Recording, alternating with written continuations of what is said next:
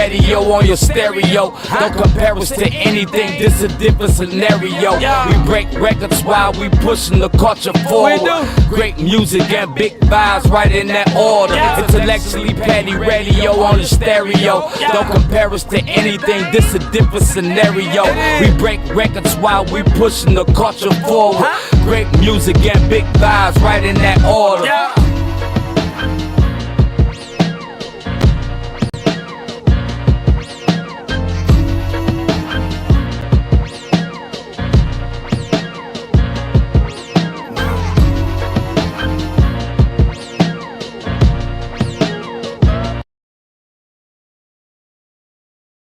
And you are now tuned into another episode of Intellectually Petty Radio, brought to you by M3S3 Clothing. Men make moves and suckers stand still. And as always, on the mighty Nerve DJs Radio. You already know, man, I'm Jobs and I am your host. And it's only legends around here, man. You go get somebody else if you don't want legendary shit. But over here, that's all we rock with, man. And today is absolutely no exception. I got Good Money 100 in the building. What's going on, King? What up, man? See, man, it's out here living, man. You know, I always like to say, man, staying on the top side of the topsoil, man. I'm trying to stay on the top side of the topsoil, baby. It's better to be looking down than looking up. Absolutely. There's no doubt about it. Yo, man, how's life, man? How's your family? Man, everybody good, man. You know, my old lady, she good, man. Family good. Son, I got a 22-year-old son, man. Good. You know, all my good on this side now, man. So, shit, we blessed. Like I say, we on the top side of the topsoil, man. So we blessed, you know. A lot of people ain't making it to our age, man. A lot of people ain't, you know, I ain't that old, but I'm old enough to know that, hey, a lot of people don't make it to the age of 45, man. So I'm blessed to put 45 years here on this earth, man. You know, highly favored, man. Thanks to the most, man, that, you know, that I'm still here. And the crazy thing is that not even just being here at the age of 45, it's like still being here and being, you know, healthy enough to get on the stage still, being healthy enough to, you know, get out, get in my car, go where I want to go. You know what I'm saying? To be able to take care of myself, provide for my family and stuff like that, man. So it's a blessing, man. Man, you know, I'm 51, man, and it's a lot of niggas I grew up with that ain't here. Yeah, you know, no doubt about it. No doubt about it. I got plenty of homies, man. I got plenty of homies that's with the flowers, as they would say, pushing daisies. And then I got you know, I got some that's, you know, locked up behind this, man. That's behind them behind them barbed wires, man, with them L's on their chest, man. And that, hey, man, that ain't what it is, man. You know, the L supposed to mean life, man. Supposed to celebrate life. You know what I'm saying? We ain't supposed to give it to somebody else.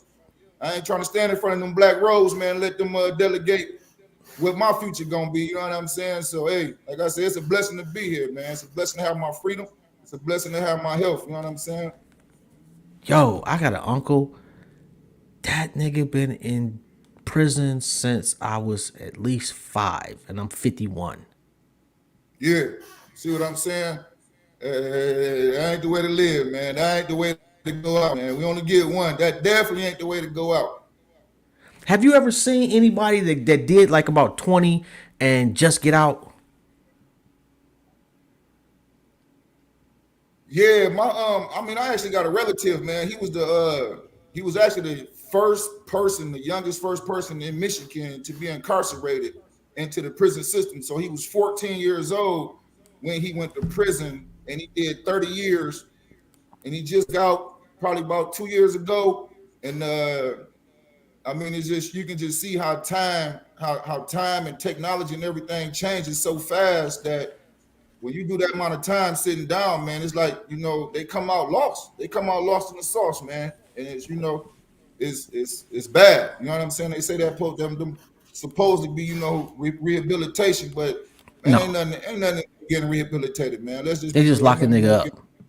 Yeah, exactly, man. Exactly. I was on the Greyhound bus station. Matter of fact, I got off the bus station downtown Detroit, the old bus station, and it was a nigga that just got released from Jackson that had did 2 decades. And the look on this nigga face, man, it was like he saw aliens Yeah. When you came out the bus station, if you look to the right, you can see downtown. And this nigga, like, he was looking, and you could see like the him thinking, damn, this ain't what I left. Not at all. Man. Like it's confusion, man. It causes confusion, and this is why it's crazy, man. Because there's a statistic that say that 80% of people, like if you are incarcerated for a year or more, 80% of people go back within 1 year. And that's the reason why, man. Because a lot of people come out and they just don't know how to adapt to what's going on out here no more, man. Yeah, Especially they institutionalized. 15, 20, you know what I'm saying? But it's crazy to know that 1 year, that 80% I know that. of people go back within 1 year, man. It's crazy, man. So it's like, hey, y'all stay the hell away from them bricks, man. Ain't nothing behind them bricks, I promise. Man. Yo, all right, so let's see. You're a father, you're a coach, EMU grad, music, outside and outside of family, because I know family comes first. But what's your first love? My first love outside of family is honestly, man, it's probably football. Like I grew up playing football as a kid, all in the little league system, man, high school, college, played a year in semi-pro. I was blessed enough to where, one of my songs blew up on a worldwide stage, you know what I'm saying? And it kind of took me away from football. And I was blessed enough to get the opportunity to go back to football and give back actually in PAL. So I coached in PAL, which is the Police Athletic League. I coached in PAL for 8 years, the Eastside Cowboys. We played at Persian High. So I'm sorry, bro. You from the East Side? What's wrong with the East Side, man? Yeah, I'm from West 7 Mile, bro. Like, Hey, we all on the mile road, man. We all on the mile road. I'm fucking with you. Right, no doubt about it. I got fellas on the East, West, all over, man. You know what I'm saying? But it was, like I said, it was a blessing to be in the position to be able to give back, man, and take some of the knowledge that I learned over the years playing football. You know what I'm saying? Going through D1 school, had a full ride scholarship to Division I school, being able to play on that type of level, and learn the things that I learned, then be able to come back and coach our youth, man. Like I say, I started in PAL, coached there for 8 years, and then I went to Mount Clemens High School for 2 years. And this year coming up will be my second year at Lakeshore High School. So I'm just putting that work in, man, and it's a blessing, man. Where's Lakeshore at? It's in St. Clair Shore, so that's like 13 miles and like Jefferson. Yeah, exactly, man. I ain't supposed to be over there, man. You know what I'm saying? I'm not driving out there, bro. Against our lives, man. When you get the prestigious schools knocking at your door, man, obviously you're doing something right. You know what I'm saying? Absolutely. Nothing, but especially being a man of color. You know what I'm saying? Like, these schools was more, predominant like white schools and stuff like that, man. So to be, a man of color on the coaching staff, and as much love and support that we get over there in that community, man, coming from where we come from growing up, man, it's just like, it's a blessing, man. It's, I can say times is changing a little bit. You know what I'm saying? Yeah, a little bit, man. A little so bit. where would you like to end up coaching? Like, what's the dream job? My goal personally, man, is to go to college. I do want to coach college football. I don't really care if it's Division III, Division II, or Division I. Like that's really my final goal in college. If I coach college, if I can get to the next level in the NFL, then hey, man, any NFL coaches out there or head coaches, man, y'all need some staff members. I got y'all, man. You know what I'm saying? But the biggest goal, man, is try to win a couple championships here on the high school level. Go over into college, like I said, Division III, Division II, Division I programs. It really don't matter. Try to get some championships there, man. But the overall picture of it is just, giving back to the youth, man, and trying to, install some morals in them, man, and some discipline in them, man, and like let them know that, that football. I like to tell a lot of my players over there that like this can change your life. Not only can it change your life, it can change your family's life. You know what I'm saying? Especially when you got these high school kids. I try to get them to understand, like, in 4 years, you can be going on a scholarship somewhere. Now you're getting your schooling paid for. You're getting your education free. You know what I'm saying? You complete 4 years there. Some of y'all with exceptional talent, you can do a year or two. And but you got an agent and you get millions. You know what I'm saying? So I'm like, I be trying to tell a lot of them, man, you only 6 years away from potentially being a 7-figure guy. You know what I'm saying? You just got to apply yourself and do what you need to do on this level right here. So, my goal is to really just, spread the knowledge, man, spread the word, man, and like try to get our youth and our young men in a better position. Even if they don't, go to the NFL, go to the next level, nothing like that, man. Get that education. Go be an entrepreneur, go start your business, get your LLC or something. Like start grooming yourself to have a successful future. You know what I'm saying? It all starts now. Like it all starts now, especially once, like I said, the group of kids I got is high school. So I'm a varsity offensive coordinator. Oh, but, that's nice. To seniors, that's that time, man. That's that time to groom. That's that time to learn. That's that time to soak everything up. Let me ask you this. Let me ask you this. You out there where kids ain't really struggling. So is it harder to coach kids that may be a little bit more spoiled, a little bit more entitled? You know what? This is the craziest thing with this. Like I said, I coached in Pell all them years. So, the parents and the kids that you deal with is definitely less fortunate. The kids that, on these sides of towns, or you want to call it the suburbs or whatever, it's really not even kids. That's the biggest issue that you would have. It's not the kids, it's the parents.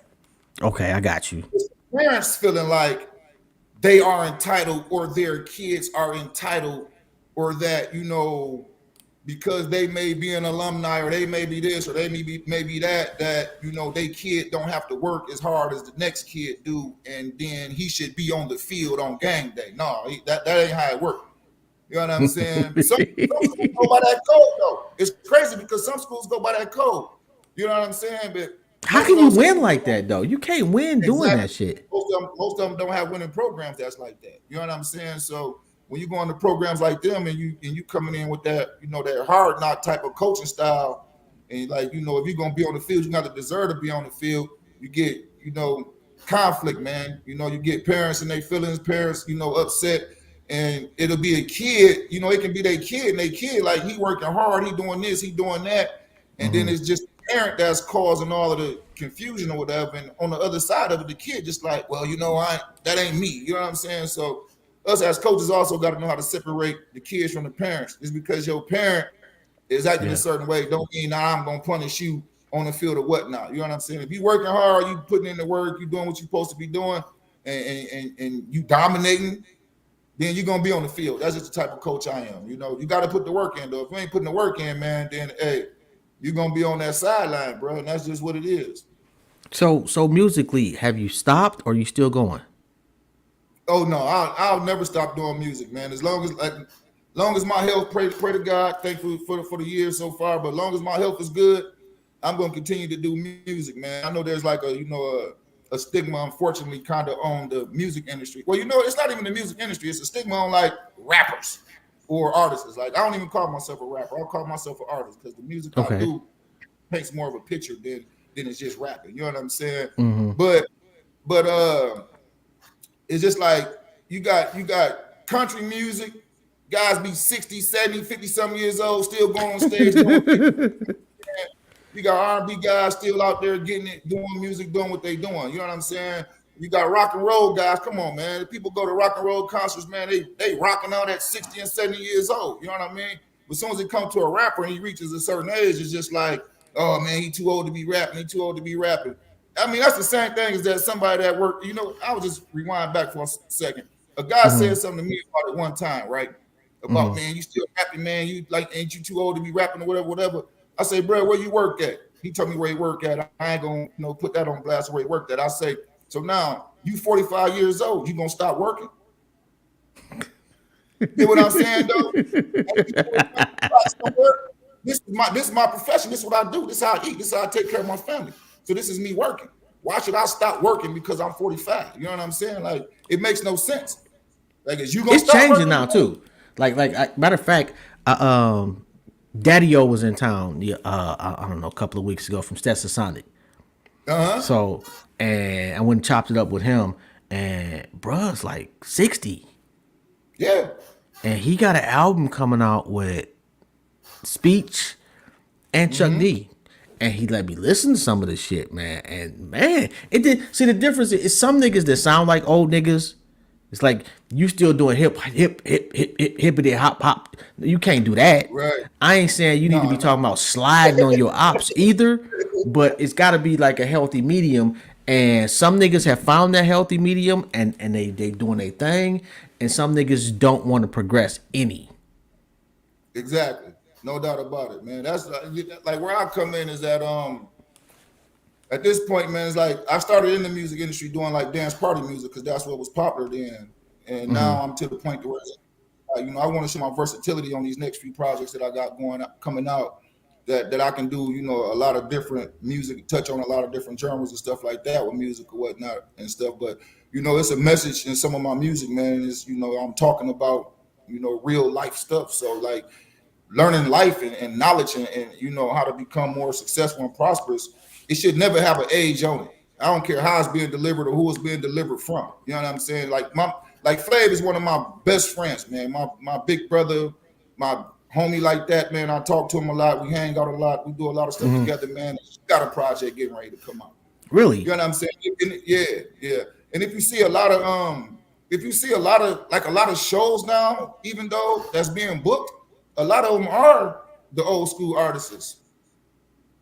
You know what I'm saying? So it's like I think like social media kind of came in and helped direct that into the favor of like the OGs of the music industry or whatnot. I mean, obviously it took away from a lot of stuff, but I do think it helped shine light on artists that kind of paved the way or whatnot and kind of put them back in the forefront to where it's like, hey man, as long as I'm still healthy, bro, and I can get out there on that stage and rock, the people know I got hit records. You know what I'm saying? So hey, if my name is on the ballot to go out there and perform, then I still got a following that's gonna come out there and follow me and get down. Because if you see a lot of these older rappers, OG rappers or whatever, their followings are huge on social media. Their followings are huge. Well, you know what that is though, is that our generation grew up with hip hop. And so this is the first generation that has grown up with hip hop as the standard in music. So whereas like my mama generation, the oldies but goodies was, like the Rolling Stones or Motown or you know what I'm saying, shit that they grew up on. Well, shit that we grew up on is now, right. And not only that, we're allowing those artists to continue to, now you're seeing hip hop, the Rolling Stones of hip hop, like no Wu-Tang still touring. Matter of fact, I seen Trick Mikey actually invited me and Troy and a couple other cats to see Scarface. Okay. And that was, oh my God, fucking dream come true. Right. See what I'm saying? Exactly. Yes. Yes, and so now you seeing the results of that though. It ain't just Scarface; it's a lot of motherfuckers out there that, and it ain't just national artists. It's niggas that Awesome Dre still doing his thing. Yep. Like I need to know where Amir the Merciless is. If you know where this nigga is, please tap me in because he made one. Oh my God, that one song, "A Day Without a Rhyme," changed my motherfucking life. Yeah, I'm gonna have to tap in with a few people and see if I can get a location on him or something on him. I definitely plug you in. Please do, man. That and the red tape. Esham. Yeah. Oh my God, man. Yep. So okay, so you grew up on the east side. You fuck with Trick, right? Trick is your guy, right? That's my OG, man. I've been rocking with Trick for 30 plus years, man. I met Trick when I was like 12, 13 years old. I'm 45 now, man. So I'm solidified GSM for life, man. So you was Goon Squad when y'all was still writing shit on the walls. Man, exactly. Like, nigga, I remember seeing that shit right to the east side. Like, man, what the fuck is the Goon Squad? I'm one of the day ones, man. I done seen a lot. I done been through a lot, man. That's why I say it's a blessing to be here, man. It's a blessing to still have my feet on the pavement out here getting it, Yo, that nigga is one of the nicest I was surprised, like meeting him in person, like just the nicest motherfucker. And, well, you thinking, he gives off and I've interviewed him before. He was a really cool dude to interview, but he kind of gives off a "I'll fuck you up" persona, which I'm sure he will. But when you meet him personally, he don't give off that same vibe. Not at all. Not at all. I mean, you know, you got to think. You got to think the era and the time that he grew up in, and the things that he saw. You know what I'm saying? And like they always say, Yeah. like we all are a product of our environment, no matter what. However you grow up, however you come up, man, you're a product of that. You know what I'm saying? And then you kind of, you kind of grow, and you grow and you grow. As you get older, you get, you're supposed to gain more knowledge. You're supposed to get more wisdom. You know what I'm saying? And You supposed to. then you're supposed to take that and you're supposed to give it back to your people. You know what I'm saying? And Trick is the perfect example of doing that. Like, I mean, I don't really need to speak on his history like that, but a lot of people know who he is. A lot of people know where he come from. A lot of people know how he get down. But you also still see Trick out here in these streets, doing community events, doing backpack giveaways, giving back to the community, man. People out here committing heinous, crazy crimes against kids or women and He stuff be on like them that, niggas' man. He haunting necks. them. Yeah, he, you know what I'm saying? So it's, go by zero tolerance, man, and like kids and women and elderlies is off limits. You know what I'm saying? So Yeah. if you stay out of the way of the OG, then all you gotta do is stay your ass doing the right things in life. You know what I'm saying? Other than that, yeah, you may have a problem, man. But overall, man, you're a solid dude, man. Loyal, solid, caring. You know what I'm saying? Family man, take care of his family, take care of his people, take care of the goon squad, man. Like we go out of town, man, he take care of everything, bro. I mean, he literally take care of everything. He don't care what it is, man. Mighty Master, you want something, you want something, you want something, bro. We go to the malls or something, man. He be like, bro, what's that damn thing? Go and throw it up there. You know what I'm saying? We go to eat and the tab is one tab, bro. You know what I'm saying? He paying for everything. He paying for everything. You know what I'm saying? If you see you working hard and you do what you're supposed to be doing, and you fall come short on something in life, he understand that. I'm saying, he like, hey, bro, here, you go a little bad, get on your feet. You know what I'm saying? I don't want it. I don't want that. I just want to see it. I want to see you do the right thing. You know what I'm saying? Yeah, So you was breaking up a little bit there. I But always damn, call him my OG, man, because he taught me so many things. yeah, you He breaking up taught a me little so bit. many things, man, coming up, as a child, man. I say, yeah, can you hear me now better? Yeah, I can hear you now better. Yeah. Okay, yeah. I mean, like I say, I met him when I was like 12, 13, man, and I was lost in the sauce, man. Like, I was doing some crazy, wow shit, man. You know what I'm saying? So, he did give me some type of structure and some type of balance. You know what I'm saying? And although we were still Goon Squad, you know what I'm saying? But, we still kind of moved by a certain code. And really, if you wasn't fucking with us, we wasn't fucking with you. That's really what it was. You know what I'm saying? A lot of people didn't understand it or thought like the GSM family was, be starting trouble or starting this. No, not at all, man. We just kind of was the ones that finished the shit once it got started. You know what I'm saying? Or if we saw something going on that need to be going on, you know what I'm saying? Then we may be like, hey man, that ain't going on. You know what I'm saying? That's not what's about to happen. You know what I'm saying? So he's always been a provider and a protector of his community, man. So when you got people like that, man, that look up to, you know what I'm saying? There's nothing but good benefits that come out of it, man. Like I said, man, I was a troublesome guy, man. Yeah, I went to college. I went and did a lot of stuff. A lot of that stuff was to help with his words, his knowledge, his wisdom, the things that he would sit down and talk to me about. Like, he's been plenty of times where he had to grab me money. Look, sit your ass down, man. Nigga, you can't be doing this. You can't be, you know what I'm saying? Like, give it to me like OG supposed to do it to me. You know Exactly. That's real shit.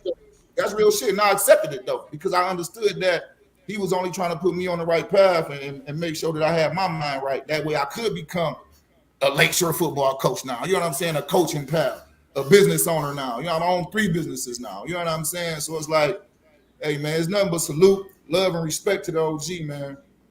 That's dope. What high school did you go to?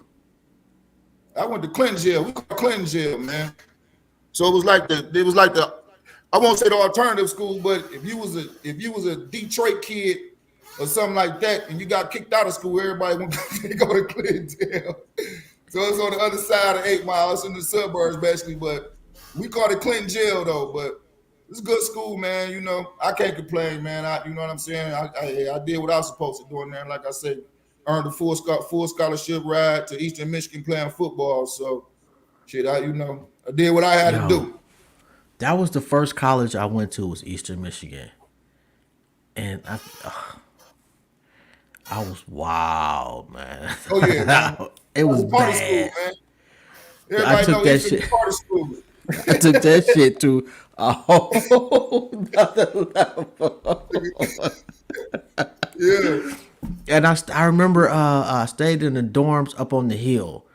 And yeah. man, That's like where I stayed at. the first I stayed time in being on my Pittman. own, yeah, I stayed in Pittman.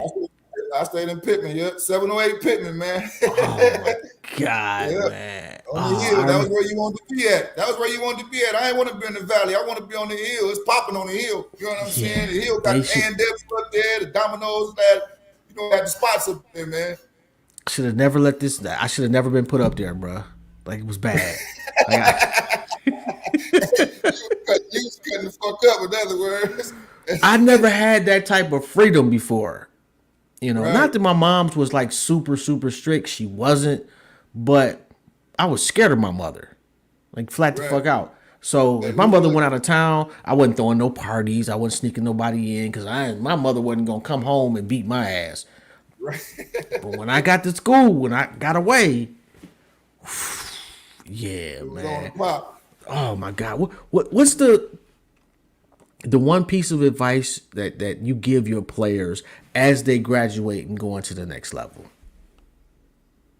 Especially, man, I'm more of like like a game plan, man.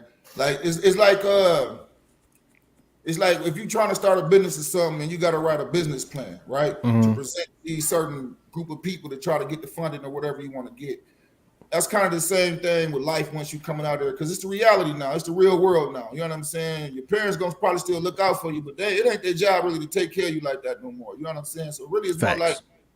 create you a game plan, man. A longevity game plan is the same way as you was creating a business plan. You know what I'm saying? That way that you can find some type of success within your life by the time you get 25, 26. Because you know that old saying, man, they say like, the person you are once you turn anywhere between 25 and 28, the person that you are in is basically the person that you're going to always be. You know what I'm saying? So I like to just try to remind them, man, I get you disagree. I disagree also, but that's just kind of like, that was like a quote of, how some people will put it or whatnot. Because I know I definitely ain't the same motherfucker I was when I was I'm 20. not even fucking close. I'm not even nowhere near. You know what I'm saying? So I don't know if it's more of a characteristic type of thing that they may have been speaking on or whatnot. But I just try to let them know, man, get you a game plan, man. Like, because life, it ain't no joke, man. It ain't no game, man. I got a tattoo on my arm and it says life on there and it means something. It means live it for every day. LIFE. Live it for everyday life. You know what I'm saying? So it's like, I try to make sure that they're on the right path. I try to make sure that they are prepared for what's coming next. And like I say, that's the real world. I mean, regardless if you're going to college or if you're just going into the job world or whatever, man, get you go to a trade skill school, man. Get you some type of trade. Get you some type of something, bro, because you got to feed yourself, man. You got to take care of yourself. A lot of these young boys out here, they going And shit around about to get crazy. ugly, ugly, ugly Yeah, for girl niggas. to girl to girl to girl to girls, they bouncing around or whatever. Next day, they got 3, 4 kids or whatnot, man. They can't take care of them. They can't provide for them, man. Then it's just kind of repeating that cycle of, kids growing up, no parents, mama just hot the thought or whatever or whatnot, man. So it's really like, man, you got to create that game plan. Everything that you learning really in high school is really to set you up for the next level that you're getting ready to go into, and which is basically, adulthood. Because I mean, if you really think about it, right, you got to wake up in the morning, probably about Yeah. 7 o'clock, 6:30 or something. Then you go to school. You go to school for almost 8 hours. It's like 7 hours, 6 hours, whatever. You're in school for almost 8 hours. When you get in adulthood, you're waking up at about 7 o'clock in the morning. You know what I'm saying? Then your ass got to go to work for about 8 hours. And Yeah. making it nowadays, you got to go 10 to 12 hours. You know what I'm Yes. saying? So it's like, you got to I try to let them know you got to take all this stuff serious, man. You have to take it serious. You got to take it serious now. You know what I mean? Because, it's always, you can always get thrown off track and you can always get back on track. But if you ain't never got to get thrown off track, why get thrown off? You know what I'm saying? I know for sure, Man. man, a lot of us coming up in our era and how we came up, we saw a lot of different things that this generation see. We did a lot of different things that this Yeah. generation do now. You know what I'm saying? So things are a lot different, man. And Like we really have to, as adults, we really have to start trying to tap inside of these young men and young women heads and kind of see exactly where they at, man. That's why they saying mental health is at a high. You know what I mean? Because it's I hate to say it, man. It's just like, our generation now, man. They just feel like they're entitled, and they have to feel that you're not entitled to nothing. You're not gonna get shit. Nobody's gonna come and hand you nothing. A bag of money ain't gonna fall in your hands. You can pray. That's all just you want, bad bro, parenting, though, too. Is coming to save you tomorrow, bro. Ain't none of that happening, man. You're gonna have to get out there. You're gonna have to do it. You got to get on. You got to get on your grind. You're gonna have to put that work in. You know what I'm saying? It ain't necessarily this generation, though, man. I think it's a combination of this generation and poor parenting, and I won't even say poor parenting, because the object of being a good parent is to make it a better life for your children.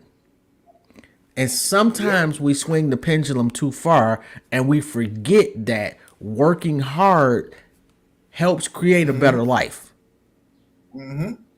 So instead of making little boo boo earn the $200 for them Jordans, we just go buy them Jordans because we can afford it now, and now that's something they ain't got to worry about. Well, they start thinking they deserve those Jordans just for their existence, and now you got a problem. Yeah, at that point in time, you have to be able to now. You know what I'm saying? Yeah. You keep that crutch up on them. It's the same thing as if you keep it pacified and the baby's muffin is born. If you don't never take it away from them, they just gonna keep trying to, you know what I'm saying, rely on it. So it's like you gotta take that crush them up under them, man. You gotta teach them that grind. You gotta teach them that hustle. As parents, we gotta be on their head about, you know what I'm saying, what they want to do. When they become adults, facts.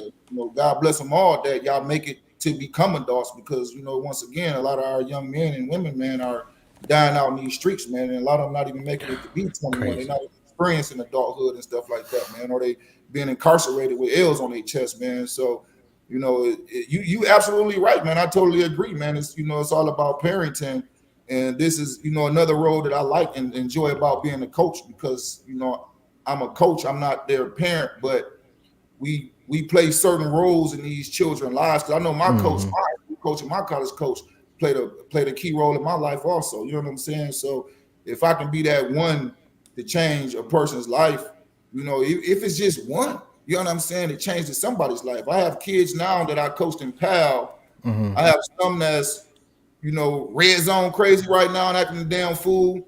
I know a few have passed away, unfortunately. It was murder to gun violence. And I also have some that's just got full ride scholarships to colleges, and I have a few that's now just got drafted into the NFL. You know what I'm saying? So it makes you, it makes you proud to be that person that was kind of there for them. And who you got that got drafted? When they come back at you and they say, man, thanks, coach, man. Thanks for believing in me. Thanks, coach, for this, and like thanks, coach, for that. Thanks, coach, for this and stuff like that, man. So it's just that in itself make me feel good, man, and it makes you understand the reason why you out there, man. Like, we all here for a reason, you know what I'm saying? Some of us don't even know our reasoning why we here. Some people go through their whole lives and never understand really their reasoning of being here. You know what I'm saying? So once you find that reasoning and why you here, man, you got to really follow that script, man. That's the script the good man laid out for you, man. And once you follow that script, man, then that's when your blessings really start coming in. Because that's a lonely existence, not knowing why you're here. No doubt about it. Yeah. No doubt about it. Who went to the league, though? Who got drafted? So I got Bulls and AJ's, them, man. They in them blocks, man. I actually had another kid, Messiah. He just got he played at Cass last year, so he's got a full ride scholarship to Tennessee. Cass be putting out some thoroughbreds too. Yeah, I coached Tyson. I don't know if you know Tyson Acuff. Tyson Acuff, he was point guard or whatever at Cass for a while. He's at Eastern Michigan now, so he over there with Imani Bates and them. They put a nice little team together over there. Yeah, your man going to the league too, ain't he? Oh yeah, he gonna go to the league, man. Yeah, Imani about to go to the league now, but Tyson will probably get into the league too, man. So it's just seeing these guys prosper, man, and see them, keep putting that hard work in, man. And once you see them on the next level, like I said, it make you feel good, man. It make you feel good. I don't know. It's something about me that, it makes me feel good not like others. You know what I'm saying? It make me feel good to see other people doing good. You know what I'm saying? A lot of people don't like to see that for some reason. I don't know. I don't know if it's hating their DNA or hating their blood or what it is, man. But I want that. You know, I love seeing other people doing good. You know what I'm saying? Especially if I had a word or two or something that I told them when I was in high school or something that I told them when they was in Little League. And they like, Coach, I never forget when you told me this and this and that. You know what I'm saying? Those few words that shit makes a difference. Yeah, that shit makes a difference. A lot of times, a few words, just a few words can change somebody's life, man. A few words, man. You know, some people can be ready to go jump off the edge. You know what I'm saying? And just because you said hi to them, you know what I'm saying, or you said, "How you doing, man?" This and that, or whatever, man. Let me do a Coke and a sub sandwich or something, like anything, man. So it be the littlest things that you really don't understand how it may have affected another person's life, man, to where it may, you know, stop them from doing something when they was feeling, you know, depressed, stressed, or, you know, mentally defeated or whatnot, man. So, you know, I try to, you know, stay cool, man, keep a level head, be kind to others, man, and just, you know, do all the right things, because I know by doing that, man, that's the path I'm supposed to be on, and that's what's going to allow my blessings to come. You know what I'm saying? Absolutely. My blessings ain't coming if I'm out doing grimy shit, if I ain't, you know, taking care of my business, doing what I'm supposed to be doing. My blessings ain't coming, man. Yeah, you know? You're just gonna end up with goofy shit in your life because you earned it. You're gonna end up with goofy shit, man. I'm an energy person, man. Whatever you put out there is coming back, man. You put it into the universe, man, it's coming back. That's how it's coming back to you. You know what I'm saying? I hope you're right, man, because I deserve some good fucking energy. I've been working on it for a long time. Yeah. hey, keep doing it, man. As we always say, man. It's never at our speed. You know what I'm saying? Oh my God. It's always at the man upstairs speed, man. So, you know, just stay at it, bro. I promise you, stay at it, man. Don't wait till I'm 80. I don't want that shit then, bro. I'm cool. Fuck it. He said, "Don't wait till I'm 80." Hey, fuck it. Hey, if mine's come when I'm 80, go away, I'll take it, man, because I'll be blessed. No. You know what I'm saying? I would be pissed. I definitely feel what you're talking about, man. You're right. I can't even enjoy the bag now. You know? Hey, they coming to you, man. They coming to you after this conversation, man. Within this next year, man, I'm putting the energy out there for you, man. Within this next year, I'll take that too, man. Hey, you got Spark in the Park Music Festival coming up. Who you looking forward to see him perform? Because and wait a minute, before you even answer that, you got Be Real, you got Method Man, you got Rodman, the Yin Yang Twins, Trick, you, Polo Frost. Let's see, Willie J. Peso, DJ Blondie. I know I'm missing somebody. My girl P. Dot and more. And TNL, yeah, and more. So who you looking forward to seeing? Man, I don't just want to sound biased like that, man. But you're already. Hold on. Let me check myself. I said Rodman and it's Redman. Yeah, Redman and Method Man. Yeah, I had to make sure I corrected that. Mm-hmm. Personally, man, like I said, I don't like to sound biased, nothing like that, man. But I love watching Trick perform. I soak up so much from him, and I'll actually be on stage performing with him. One of the songs that me and him got together, so I'll be performing on his set also. But I just love seeing his performance, man, the energy that he brings to the performance. You know what I'm saying? Because I'll be at rehearsals also, so I see the time that he put into it. A lot of artists now don't put the rehearsal time or that type of time into preparing for shows anymore. It's kind of like they got their show set, they got their formula, they've been doing it for so long, they just kind of go out there and press repeat. You know what I'm saying? Trick always got something different. It's always something new. And then I just love the addition of the band, the GSM band, man, the live instruments, man, May and JB. And man, them boys be jamming sticks, and they be jamming, man. Maestro, like they be jamming, man. So first and foremost, I look forward to watching that performance, and then of course Method Man and Redman, because they just such legends in the game, man. That's just one show that I'm gonna be standing right probably on the side of the stage, like, bro. Yo, tell Mikey I need some fucking tickets, bro. Backstage, I need 2 backstage. I need to be there. 2 backstage. I need to see Meth and Redman and Trick and you and Polo Frost too, because I fucks with Polo. Yeah, no doubt. Polo gets it in, man. Polo's I've been watching Polo for a while now, man. His grind, and his work ethic is what's putting him in the driver's seat now, man. Like I say, a lot of artists, they don't want to work that hard. You know what I'm saying? They want somebody to do it for them. You know, some want to hire a manager, some want to hire a PR company or this or that, publisher or whatever, and try to like, you know, expect them to do all the leg work, all the groundwork, man. But you know, the music industry a lot different now, man. You have to connect with your fans, man. Like I used to always go to this festival called South by Southwest. Oh yeah. And they taught us so much. You learn so much by going and actually going to the class. Like a lot of artists just want to go party, hang out or whatever. No, like I go to the conference and I go into the classrooms and listen to these A&Rs and listen to, you know, the speakers and stuff like that, man. And one of the biggest things that I took from there is that them touching bases on that, you as an artist have to connect with, I don't like to call them fans no more neither, man, with your family. You know what I'm saying? I call them family. That's a good way to put it. That's a beautiful way to put it.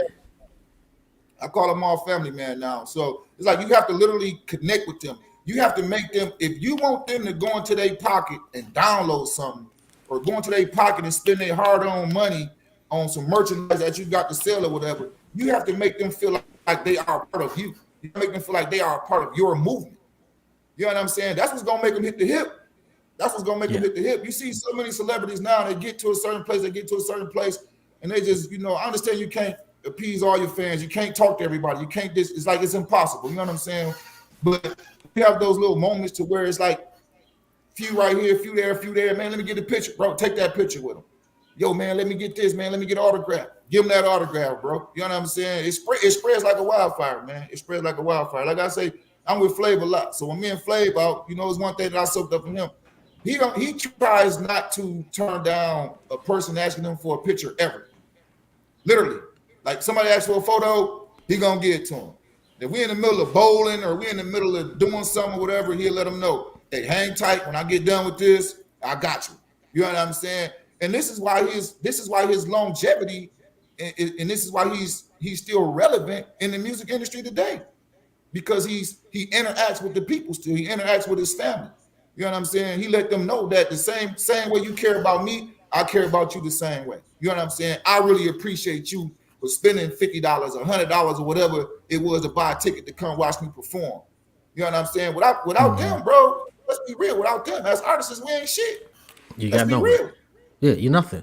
Who are you if you don't got family, you know what I'm saying, rocking with you? If you don't got people screaming your name and bobbing their hands or whatever when you dropping your lyrics or you on your show set, you know what I'm saying? You are nobody at that point in time. You know what I'm saying? So giving back and making sure that you always connect with like I say, family. Making sure you do that, man, is very key. You know what I'm saying? That's why I stay on top of it. That's what also keeps me relevant. So we're gonna take Trick out of the equation. Give me your top 3 Detroit MCs, all time. My top 3 Detroit MCs of all time. Yes. Who you got? I got Royce the 5'9". This is no particular order.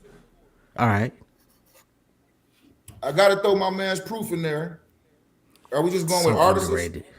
Yes. He's very underrated, man. If you listen to his lyrics and what he talk about, man, and I just gotta throw my man Dilla in there. I know he was kind of like on more production side or nothing like that, but just, you know, I look at also producing is the same thing as writing music. I mean, when you're producing music, you are actually writing music. You know what I'm saying? You know what? I'm not gonna lie. I would actually, and maybe I'm biased because he's still doing his thing.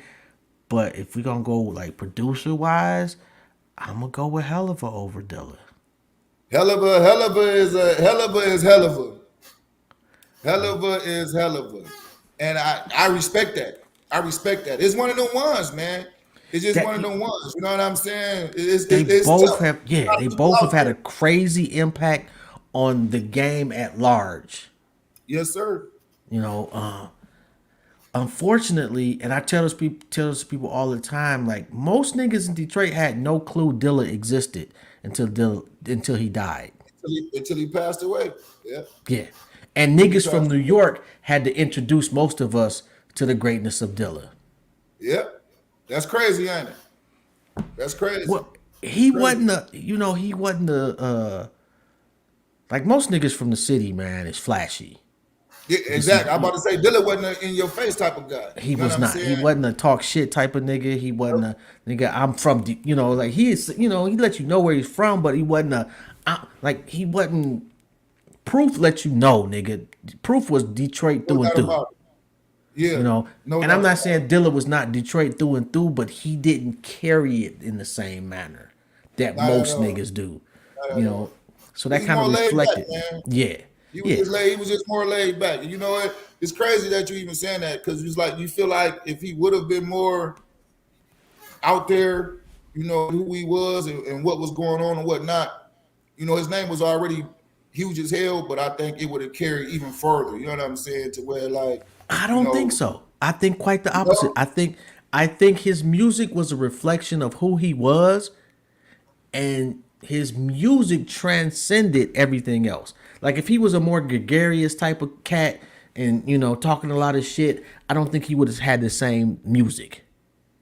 oh no, I'm not saying like talking shit and being like that. You know what I'm saying? I'm just more like on more of like the out on the Yeah, I get what you scenes said. Yeah. a lot more. You know what I'm saying? Like, I mean, of course he was out there, but like, if he was out in the scenes, like I ain't saying like Proof, but not I get what you're saying.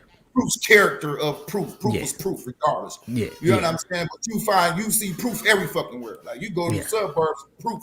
You go to this bar, or that bar, Proof. You go to this rap battle, Proof. You go to this battle, Proof. You go here, Proof. You go there. You know what I'm saying? And that helped generate his fan base. Let's be real. That helped his fan base. Yeah. You know what I'm saying? Yeah. 'Cause, a lot of people on, like as we say, as far as out this way, is like a lot of people on the suburb sides don't be knowing who the hell people are. You know what I'm saying? Until, like you say, they pass away or something happened, and now it's headlined on the news or some celebrity type of person is now speaking about this person. You know what I'm saying? And it's just like, oh, I didn't know that. Then they start looking for all their music and searching, and they just like, oh, this shit fire. You know what I'm saying? Like, yeah. Bro. So, Yeah. but yeah, I think back we to all that kind of guilty of that. Helaba is cold, man. He's kind of he's in the lane of his own, man. You know what I'm saying? Longevity, man. Humble, very respectful guy, man. Handles his business very, very professional about what he do, man. It's just, I salute people like that, man, because in this music industry, man, Detroit has already had this label amongst artists, producers, or whatnot, man. Mm-hmm. And it's like there's people out here that's like really getting that and doing that thing, man. That's not, who you may think we are or whomever information you got it from. That's not what it is. You know what I'm saying? So that's the trick effect, though. Like that's exactly. It is, exactly. and a lot of people, and it's not just me, but I've seen a lot of people give this the new wave of Detroit popularity can be traced to Trick's No Fly Zone. Oh, no doubt. No doubt. No doubt. It was just crazy how all that got. I was right there in the center of all of that, so it was just crazy how. So the Rick Ross concert, was you there? Yes. How did that go? You hear about the shit in the media, but how did it really go down? I'm not gonna comment. Remember we said earlier. See, I needed that one. Remember what we said earlier? I said when it's one of them. Yeah, I got you. I'm just not gonna comment. You know what I'm saying? But I got you. What I do want to touch bases on about the no fly zone thing is that a lot of people was trying to say it was like extortion or Trick was trying to extort people, whatever. This man's a millionaire himself, bro. You don't need to extort nobody. He don't need no money from nobody. You know what I'm saying? Trick, the no-fly zone was more on holla at people when you come here, because these can be the people that make sure that you straight and that you good. Because, I ain't gonna even start throwing mile roads or streets or none of that under the bus, but it's niggas out there in Detroit, bro, that's hungry. And such and such and such and such in here, hey, they might try to go get down on you, bro. But if they know you fucks with such and such and you cool with such and such and them, they may not come down there fucking with you. You know what I'm saying? So it was never really nothing about extortion at all, man. It was really more about for your fucking safety when you come to this city, bro. You know what I'm saying? I mean, but you know what? If you're gonna eat in my living room, you should help cook the meal. No doubt about it. I mean, that was another piece to it too. It was just more like, throw some, this is why I love it. It's like, throw some local artists on these shows, man. Y'all bringing a lot of these, very popular celebrities and like rappers and entertainers out here to get down when you got, artists right here in Detroit. Bro, throw a couple of them on there and let them open up. You know what I'm saying? Let a few of them be the opening acts, bro. Let them get some type of, discovery card or something flowing around, man. You know what I'm saying? And when you hear it, you break little bread in the city.